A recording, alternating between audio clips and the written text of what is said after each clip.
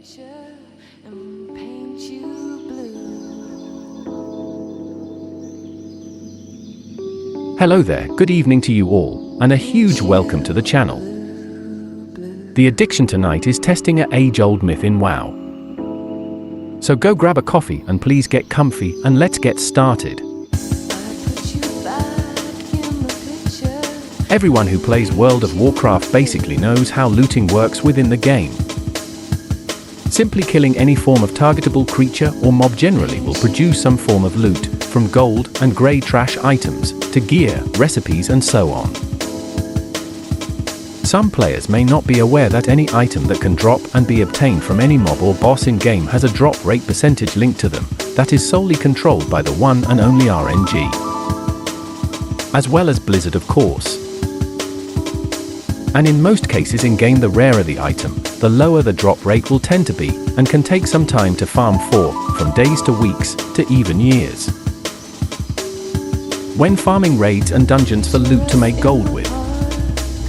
Some players choose to believe that if you use the mass pull technique, pulling all the mobs up to a certain point before killing everything will improve your overall chances on better loot and more of it, compared to the single, group kill technique variation. So allow me to quickly explain this age-old myth.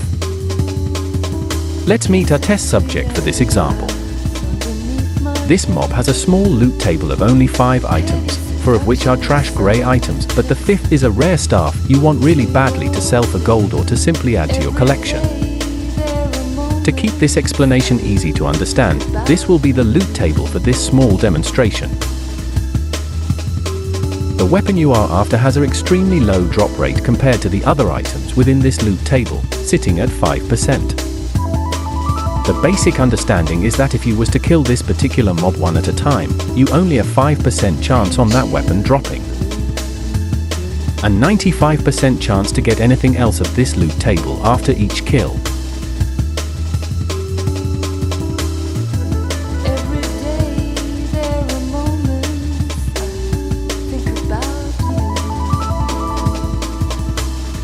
Now to the myth, and how this in theory is supposed to work, and again, using our test subject for this example also. You are at a farming location that allows you to use the mass pull method without losing any aggro up to a certain part of the dungeon or raid.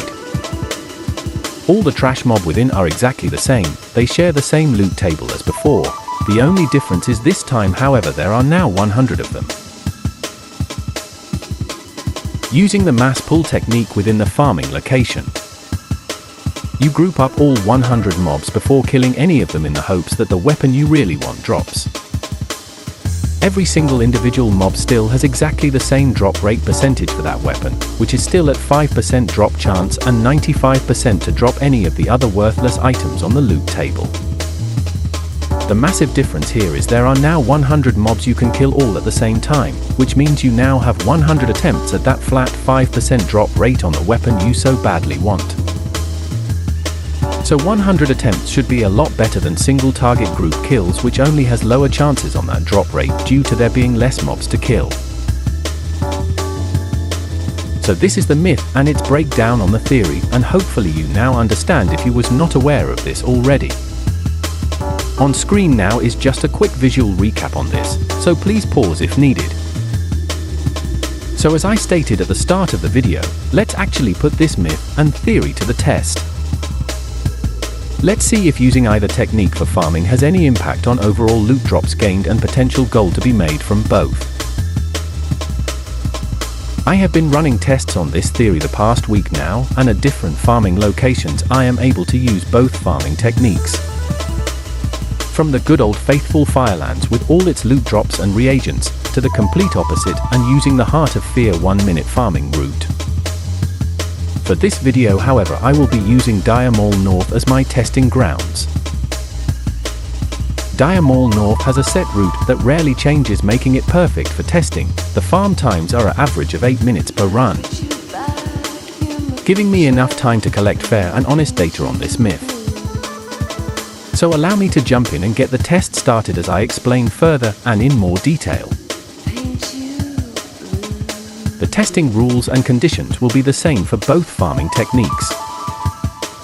I am only allowed to use the exact same route for both and for the entire testing phase, and I will be running 1-hour tests each time and on different days. I will be keeping track of all noteworthy items and reagents and the total amount that I gain. No items will be sold to the vendors apart from the grey trash that drops, as I will need as much bag space as possible. Using both techniques and with the different aspects of what I am testing, this should give us some kind of indication if either technique is actually better for farming.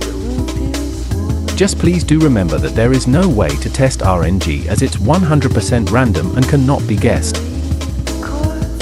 So the results I am showing you are just from my own personal testing and from my 15+ years farming in World of Warcraft. As the total farm times for each test took over 1 hour 30 minutes to complete, I will not be showing the complete full run sadly, as that is just too long for a video. But as you can see on screen, all relevant dates, times and add-ons showing you when the test started and so forth will be present and open at all times. So to keep the length of this video down, I will be jumping ahead to save on time, so please do keep an eye on the add-ons on screen, as they will not be stopped until the end of each test. As this footage is only me basically farming, as I need the test results, which I will show at the end. I will be adding timestamps below for people who wish to skip forward, which is perfectly fine of course. Just please be 100% aware that running Dire Maul North can take up to 1 hour 40 minutes to complete a full 10-run lockout. I do not have to worry about any form of dungeon lockout or cooldown timers, as I can simply overlap them. The reason I am making you aware of this is because the loot appraiser after the 1 hour mark will not reflect what true run number I am on, as timers come off cooldowns, and is the sole reason why I use Nova Instance Tracker to keep track on run counts and times. So please sit back and enjoy your coffee, and I will be back shortly.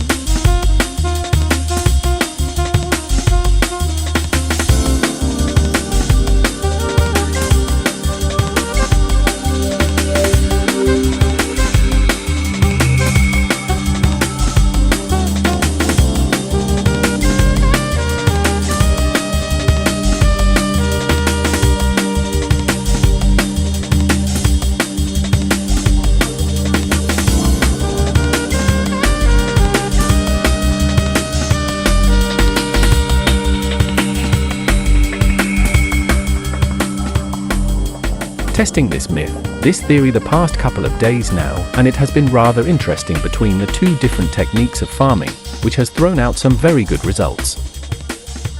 So allow me to take you through the final test results and conclusions on the long-standing myth in WoW. The first and a very important detail you must understand is every dungeon and raid in the World of Warcraft is designed to be different. From looks to boss tactics right down to the loot table and drop rates. And as I have only run tests in Dire Maul North, Heart of Fear, Mana Tombs, and Firelands, this is where my results are coming from. And as they are rather close to each other in a lot of the tests I did run, I am able to use these Dire Maul North results as a good reference point. Comparing both techniques and their results, you will notice right away that the run times are identical within this particular testing phase. Despite just how slow the single and group technique actually feels when using it, compared to the mass pull technique. The total looted value is not too far off in each test also, and surprisingly it was the single and group target technique that came out on top in these particular tests.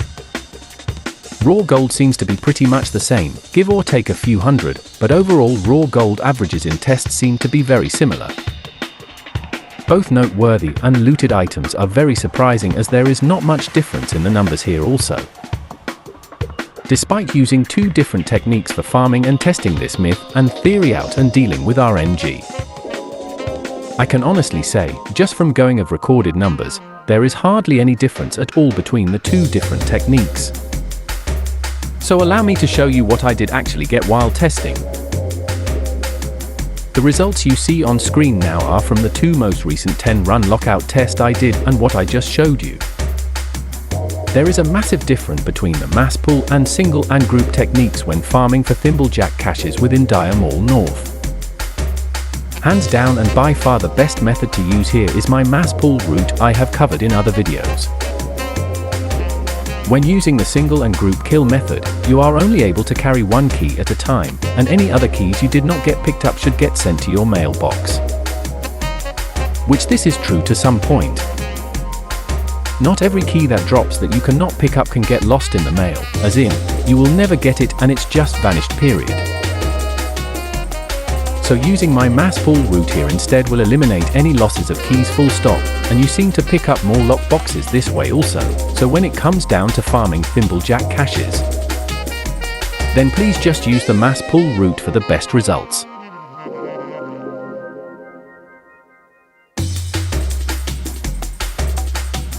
The noteworthy items and the amount you can obtain is pretty much out of our hands here and is solely dependent on RNG. But within the last tests I ran, I was able to obtain the Staff of Jordan and almost a complete set of Saltstone gear, which all have very good price tags and do sell rather well still. And lastly, and also from the most recent test, using the mass pull technique or the single and group kill variation really has little impact on how many green items and transmogs you are able to obtain. As in within previous tests, it always seemed around the same amount. What you see on screen now is all from my previous 2-hour testing phase, and as you can clearly see, I was able to fill an entire guild bank just with greens and blues using either methods. There may be times when you are using the mass pull technique to farm for items like this, and in certain runs you will hardly get any drops at all. This will always level itself out by the time you are on your 10th run, and will for sure fill your banks like it does mine. Perfect way to get old school transmogs looks or a crap ton of disenchanting materials to sell for profits. But either farming technique works here. And I had similar results in the other test locations too, and can be provided as further proof if needed. So from my own personal findings and test results, the outcome is rather simple to see. You can use either technique for farming in WoW, there is hardly any difference within the two methods. The times and the amount of items averages out to be the same. I would like to run further tests on this with certain in-game items, which I will cover in another video. But at least now we have some form of answer to this age-old myth in World of Warcraft. The simple answer is to use either technique, whatever one you prefer, and have more fun doing, as that is the main thing after all. Thank you so much for watching. I really do hope you enjoyed. Please do not forget to hit that like and subscribe buttons, and maybe come and join the ever-growing Discord community. You are more than welcome to. For me, however, I am off to farm the night away, so I wish you all a fond farewell until the next one, and like always people, stay away from the crazy people and be safe out there.